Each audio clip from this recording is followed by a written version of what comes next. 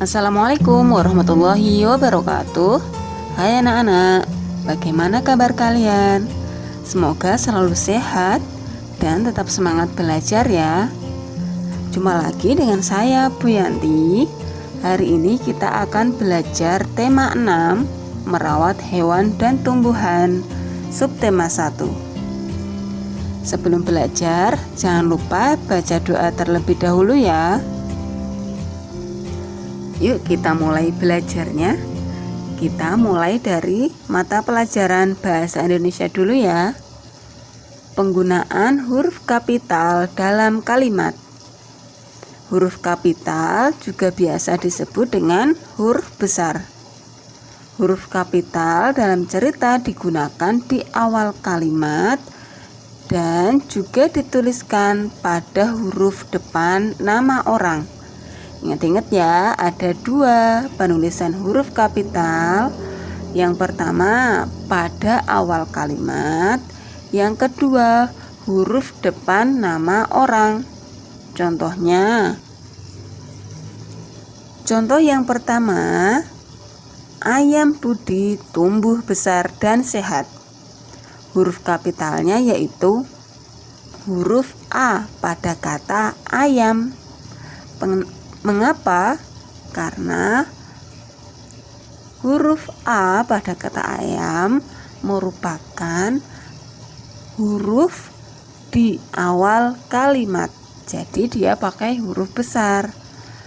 Dan yang kedua pada huruf B pada kata Budi. Karena Budi merupakan nama orang, maka huruf depannya pakai huruf besar. Contoh yang kedua yaitu Vika dan Erni bermain boneka dengan rukun. Huruf besarnya yaitu pada huruf F pada kata Vika karena merupakan huruf di awal kalimat. Jadi F-nya pakai F besar. Dan satu lagi yaitu huruf E pada kata Erni.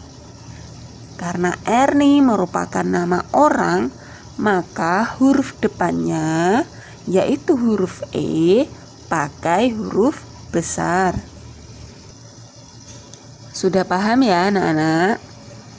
Kemudian selanjutnya, penggunaan huruf kapital dalam kalimat tegak bersambung.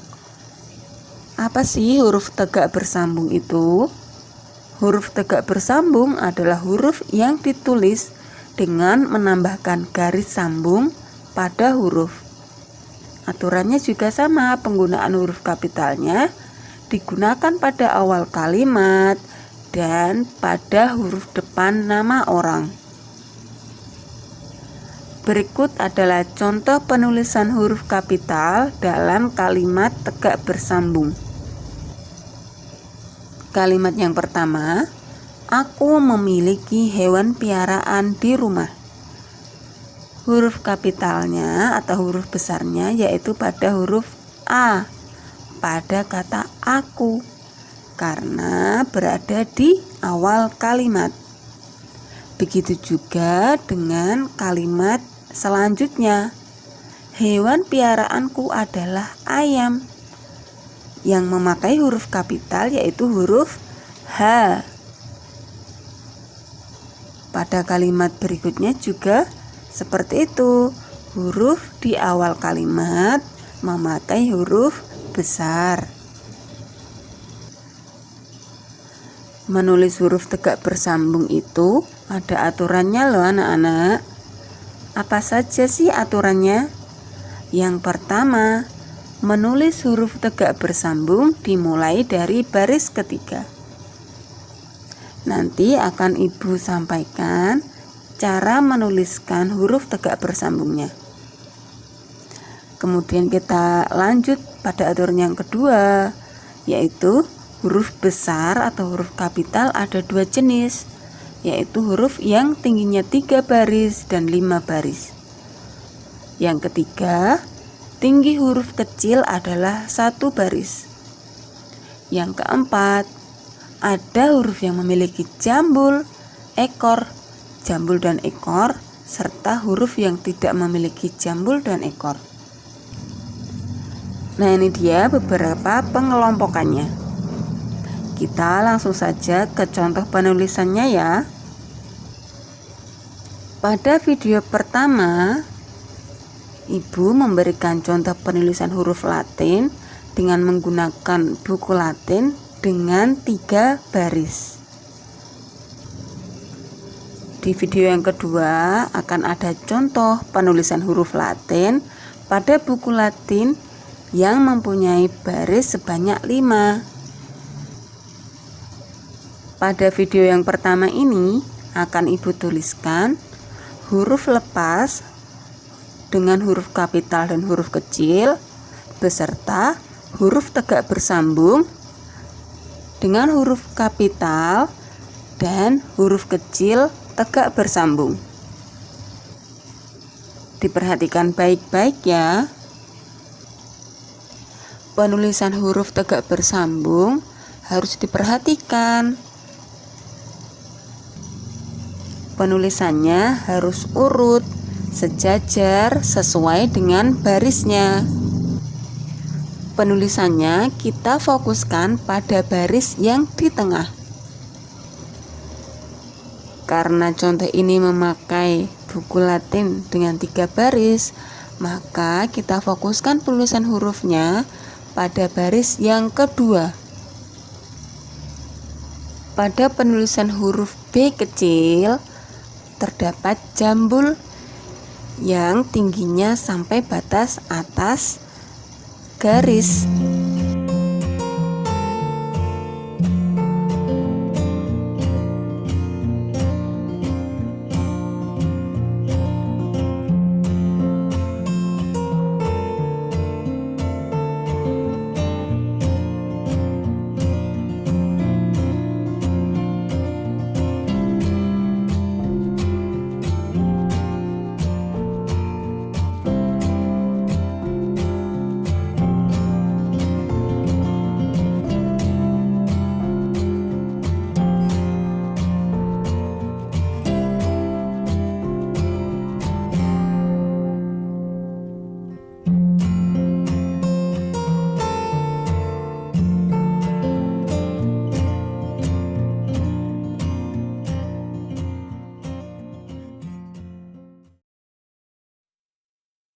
Pada huruf B kecil juga mempunyai jambul, tapi hanya setengah.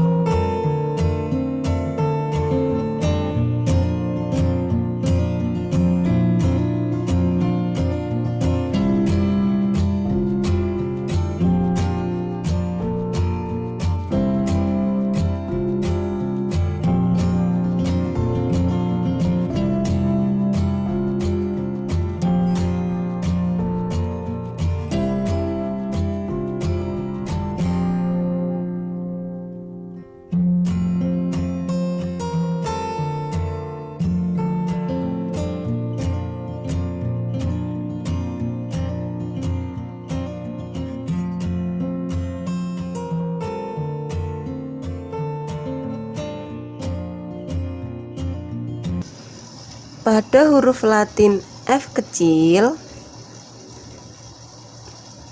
dia memiliki jambul, tapi hanya setengah, dan ekor yang penuh.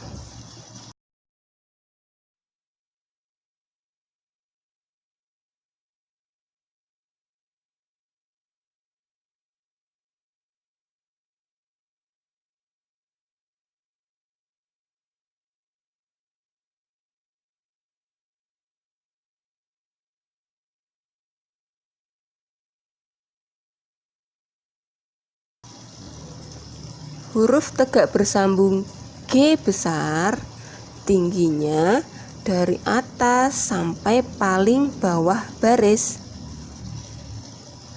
Dan huruf G kecil mempunyai ekor yang penuh sampai bawah garis. Huruf tegak bersambung H kecil juga mempunyai jambul yang penuh sampai atas baris.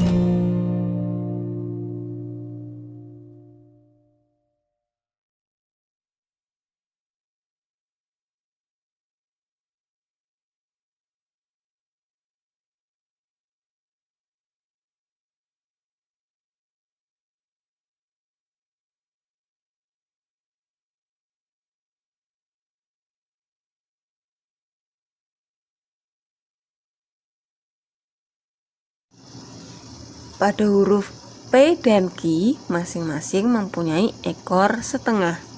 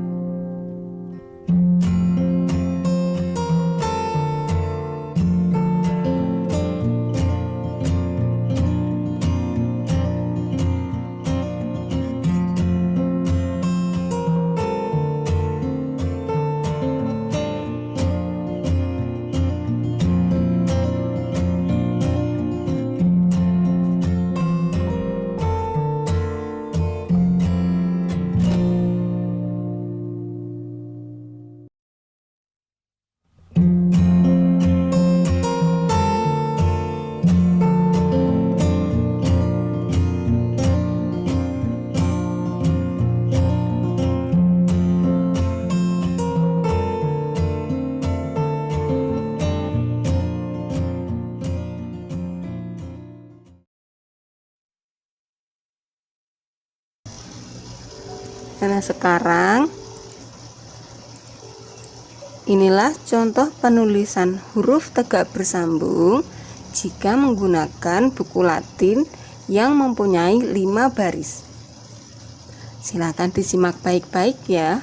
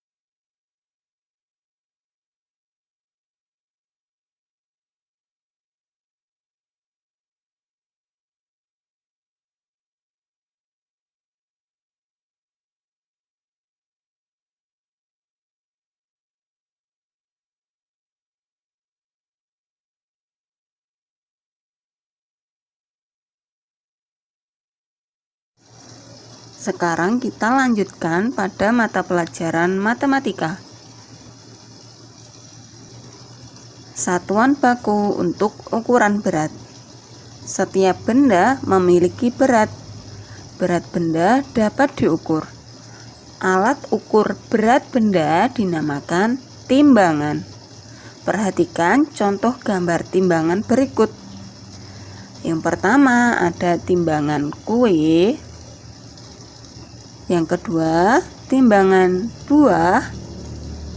Dan yang ketiga, timbangan pasar atau timbangan bebek. Nah, satuan berat benda yang baku adalah gram, ons, dan kilogram. Gram dapat disingkat dengan huruf G atau GR.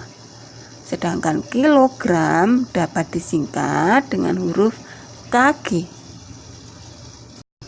Tiap satuan berat benda ada hubungannya, yaitu setiap 1 kilogram sama dengan 1000 gram. 1 kilogram sama dengan 10 ons, dan 1 ons sama dengan 100 gram. Agar tidak bingung, kita langsung lihat pada contohnya. Agar lebih mudah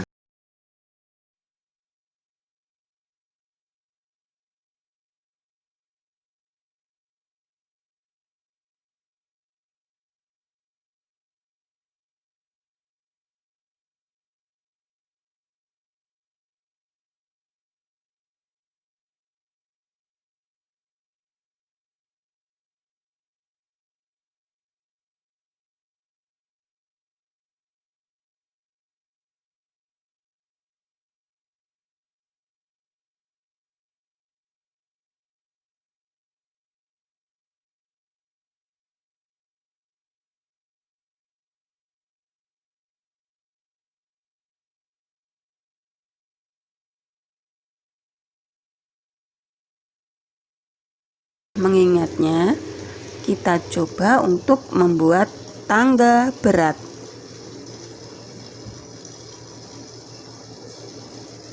Yang paling atas adalah satuan kilogram, kemudian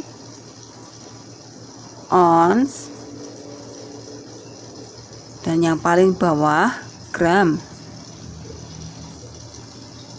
Setiap turun 1 tangga, maka dikalikan dengan 10.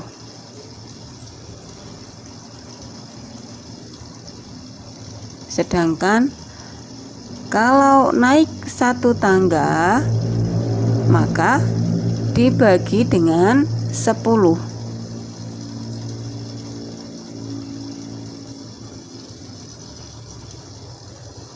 Contohnya,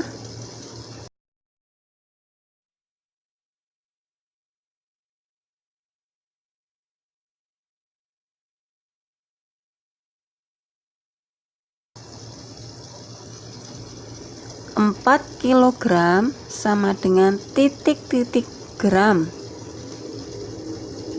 Yang diketahui satuan kilogram, yang ditanya satuan gram. Ada contohnya di atas. Maka jika 1 kilogram sama dengan 1000 gram, untuk 4 kilogram maka 4 dikali 1000, hasilnya 4000. Jadi 4 kilogram sama dengan 4000 gram.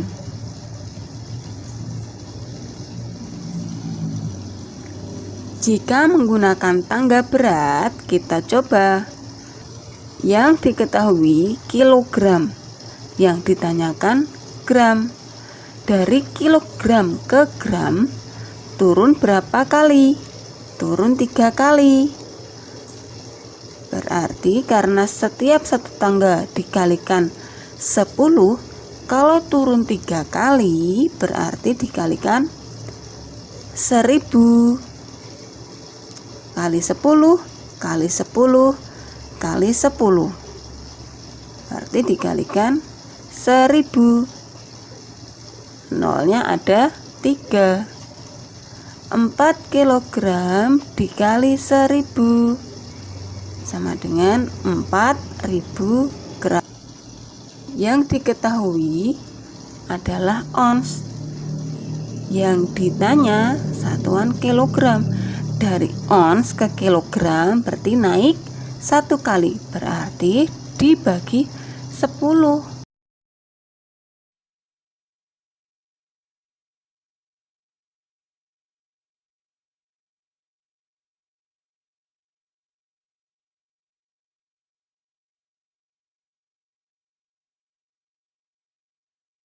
Maka 100 dibagi 10 sama dengan 10.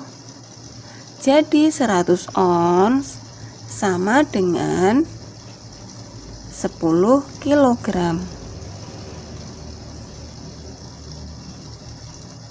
Begitu ya cara pakai tangga beratnya. Contoh yang ketiga.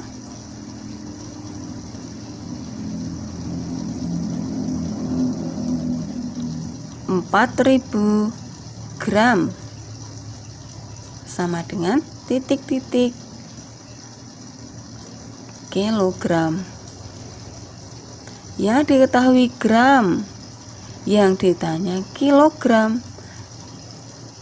Kita lihat pada tangganya, gram berada di paling bawah tangga. Untuk ke kilogram maka dia naik 3 kali. Berarti dibagi 1000. 4000 dibagi 1000 sama dengan 4. Jadi 4000 gram sama dengan 4 kilogram. Agar lebih hafal, kalian bisa mencoba untuk mengerjakan soal-soal yang ada di LKS kalian. Selanjutnya yaitu mengukur berat benda dengan timbangan. Hasil pengukuran dengan timbangan kue dapat dilihat dari angka yang ditunjukkan pada jarum timbangan. Contohnya ada pada gambar di samping. Berat telur adalah 3 kg. Kenapa? Karena jarum pada timbangan menunjuk pada angka 3 kg. Mudah ya, kita tinggal melihat jarum yang ditunjuk pada timbangannya. Kemudian pada timbangan pasar atau timbangan bebek, hasil pengukuran dapat dilihat dari bandul yang ada pada timbangan. Pada contoh di samping, berat jagung adalah 2 kg karena terdapat 2 bandul yang masing-masing beratnya 1 kg pada timbangan tersebut. Berikut adalah contoh soal tentang berat benda. Nomor 1, Lani memelihara ayam. Setiap hari ayam Lani bertelur. Telur ayam Lani terkumpul 1 kg setiap hari. Dan setiap 1 kg telur dimasukkan dalam 1 keranjang. Pertanyaannya, setelah 6 hari telur Lani terkumpul titik-titik kilogram. Berapa keranjang telur Lani setelah 6 hari? Nah, dapat kita jawab. Yang A, setiap hari telur Lani terkumpul 1 kg. Jika yang ditanyakan 6 hari, maka berat telur 6 dikali 1 kg sama dengan 6. Maka telur Lani setelah 6 hari terkumpul sebanyak 6 kg telur. Kemudian yang kedua, berapa keranjang telur Lani setelah 6 hari? Maka kita bisa menjawabnya, setiap satu keranjang telur itu dimasukkan ke dalam satu keranjang. Jika ada 6 kg telur, maka 6 dibagi 1 sama dengan 6. Maka banyak keranjang telur Lani setelah 6 hari. Ada 6 keranjang telur yang masing-masing berisikan 1 kg telur. Coba kalian tebak, berapa berat wortelnya? Mudah ya. Di situ ada 5 bandul dengan berat masing-masing 1 kg. Berarti kalau satu bandul 1 kg, kalau ada 5 bandul berarti beratnya 5 kg. Sekarang kita lanjutkan pada mata pelajaran PPKN. Aturan yang berlaku di sekolah. Aturan adalah tindakan yang harus dipatuhi. Aturan terdapat di mana saja, misalnya aturan di sekolah. Aturan di sekolah biasa disebut dengan tata tertib. Tata tertib harus dilaksanakan oleh semua warga sekolah. Melanggar tata tertib dapat dikenakan sanksi atau hukuman. Berikut contoh tata tertib yang berlaku di sekolah. Yang pertama, datang ke sekolah sebelum bel masuk berbunyi. Kemudian yang kedua, masuk kelas dengan tertib. Yang ketiga, mengikuti pelajaran dengan baik. Dan yang keempat, menjaga kebersihan kelas. Tata tertib di sekolah membuat siswa menjadi disiplin, sehingga pembelajaran berjalan dengan baik. Tata tertib tertulis biasanya ada pada papan pengumuman atau dipajang di dalam kelas.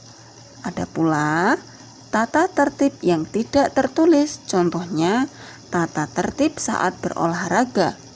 Misalnya melakukan pemanasan sebelum olahraga, melakukan pendinginan setelah olahraga, dan tidak bercanda saat olahraga. Kita lanjutkan pada mata pelajaran SPDP. Pola irama sederhana. Apakah kamu suka bernyanyi? Lagu apa yang sering kamu nyanyikan? Saat bernyanyi, perhatikan panjang pendek bunyi. Lantunkan setiap lirik sesuai panjang pendek bunyi secara tepat. Panjang pendek bunyi pada lagu membuat lagu terdengar indah. Panjang pendek bunyi lagu ditandai dengan simbol seperti ini. Garis bawah atau simbol hitam, titik hitam. Simbol garis bawah untuk menandai bunyi panjang, dan simbol titik hitam untuk menandai bunyi pendek.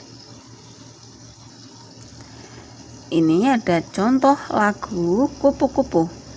Yuk nyanyikan bersama-sama.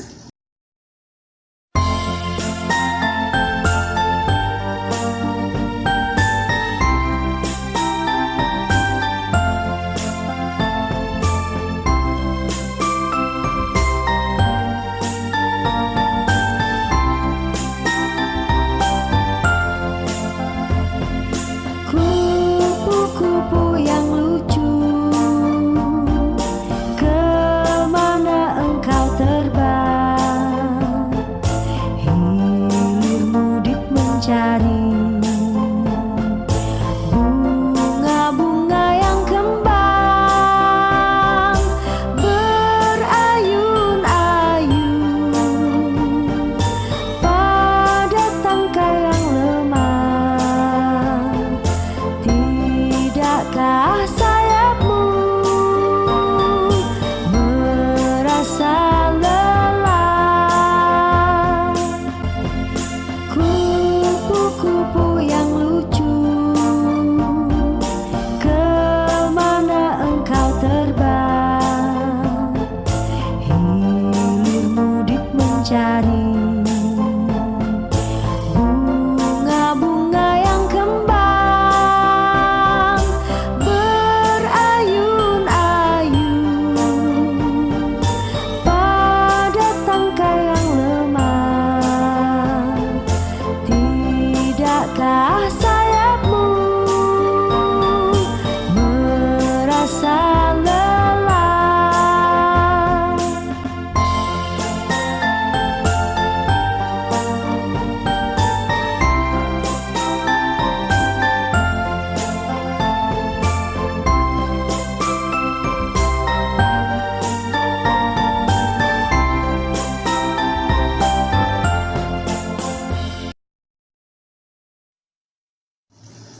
Kita lanjutkan pada mata pelajaran PJOK.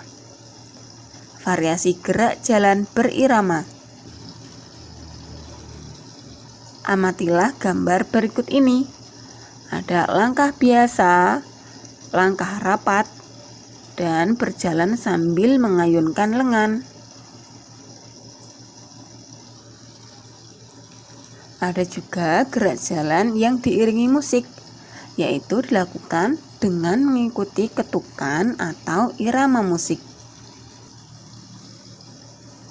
Nah, itu tadi anak-anak pembelajaran kita tema 6 subtema 1. Terima kasih. Semoga bermanfaat ya. Tetap semangat belajar. Wassalamualaikum warahmatullahi wabarakatuh.